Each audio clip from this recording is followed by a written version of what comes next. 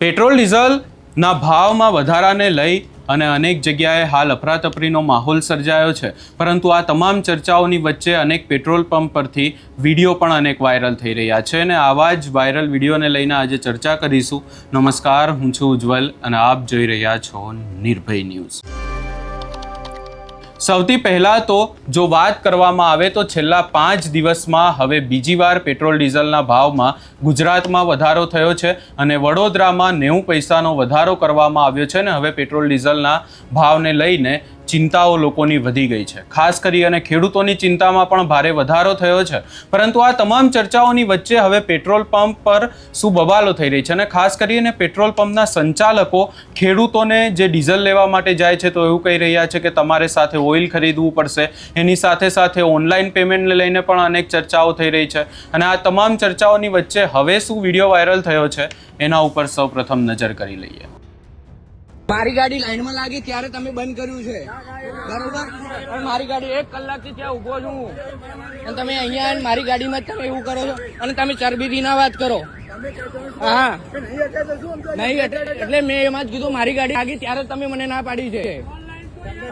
Online મારી વાત સાંભળો, મારી વાત સાંભળો, મારી વાત સાંભળો. હું ખોટું નથી કેતો. મારી ગાડી ત્યાં 1 કલાકથી ઘસાતો અહીંયા આવું છું. 1 કલાકથી મારી વાત સાંભળો. તમારે ઓનલાઈન બંધ જ કરવું હોય, મારી વાત સાંભળો, તમારે ઓનલાઈન બંધ જ કરવું હોય ને તો યા તો બોર્ડ મારવું પડે યા તો કલાકથી ત્યાં ઉભા ને એને કેવું પડે કે તમે ઓનલાઈન તમારે બંધ કર્યું છે તો તમે 1 કલાક પહેલા તમે ગાડી લઈને નીકળી જાઓ. તમે મારી ગાડી લાગે એટલે તમે એમ કહો છો કે ઓનલાઈન નથી. હા, તો મારે ટેક્સીએ મારી રાઈડ લીધેલી છે, મારી રાઈડ કેન્સલ થઈ જાય. 1 કલાક હું ત્યાં હાઈવે ભરવા જાઉં.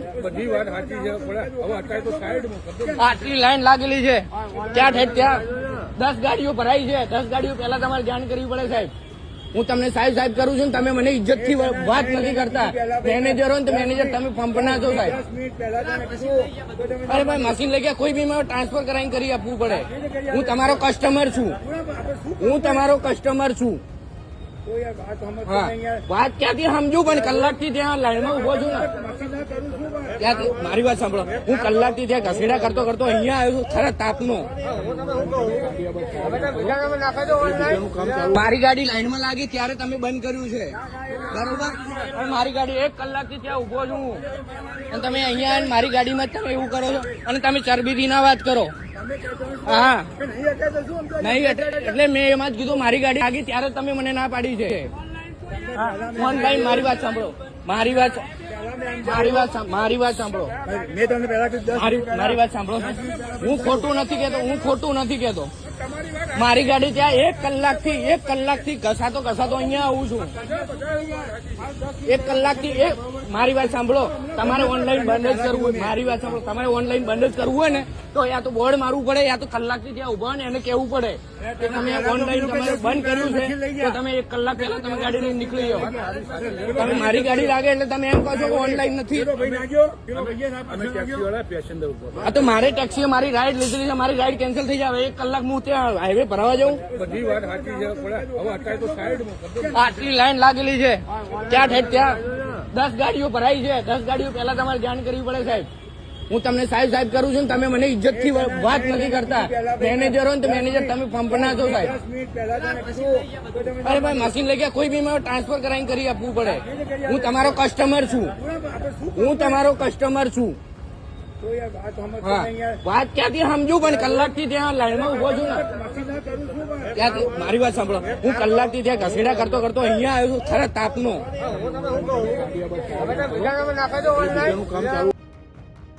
આ આખી બાબતો જે સામે આવી રહી છે એના કારણે લોકોને પણ ક્યાંક ને ક્યાંક મોટા પાયે તકલીફો પડી રહી છે.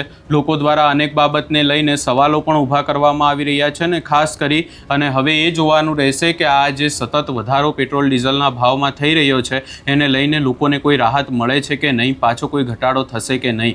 કારણ કે જો આવી જ રીતે ચાલતું રહ્યું તો ગુજરાતમાં ખાસ કરી અને પેટ્રોલ ડીઝલનો ભાવ હવે ટૂંક જ સમયમાં 100 રૂપિયાને પાર પણ જતો રહેશે. અને ખાસ કરીને જો ચર્ચા કરવા જઈએ તો જે વૈશ્વિક તણાવ ચાલી રહ્યો છે એના કારણે હાલ પૂરતી કોઈ રાહત મળે એવા પણ સમાચાર કોઈ પણ જગ્યાએથી સામે નથી આવી રહ્યા, કારણ કે સ્ટ્રેટ ઓફ હોર્મુઝમાંથી પણ ઘણા ઓછા જહાજો હાલ પસાર થઈ રહ્યા છે અને આ તમામ ચિંતા અને તણાવ જે તમામ પરિસ્થિતિ હાલ સર્જાઈ છે આ તમામ ચિંતાઓની વચ્ચે હવે ખેડૂતોમાં ખાસ કરી અને ચિંતા વધી છે, કારણ કે ખેડૂતોને હવે વાવણીનો સમય આવ્યો છે ને વાવણીના સમયે આ જે તમામ તકલીફો સામે આવી છે, ખાસ કરી અને હવે પેટ્રોલ પંપ ઉપર ક્યાંક ને ક્યાંક 2000 રૂપિયા કાં તો 500 રૂપિયા સુધીનું જ ડીઝલ પણ આપવામાં આવી રહ્યું છે, જેના કારણે ખેડૂતોના ભારે વાહનો પણ એમને ચલાવવા હોય તો ડીઝલની જરૂરિયાત પડે છે અને આખી બાબતે હવે ખેડૂતોને અનેક તકલીફો પડી રહી છે. આ સમગ્ર બાબતે તમારો શું અભિપ્રાય છે એ અમને કમેન્ટ કરી જરૂર જણાવશો ને અમારી ચેનલ નિર્ભય ન્યૂઝને લાઇક શેર સબસ્ક્રાઇબ કરવાનું ભૂલશો નહીં.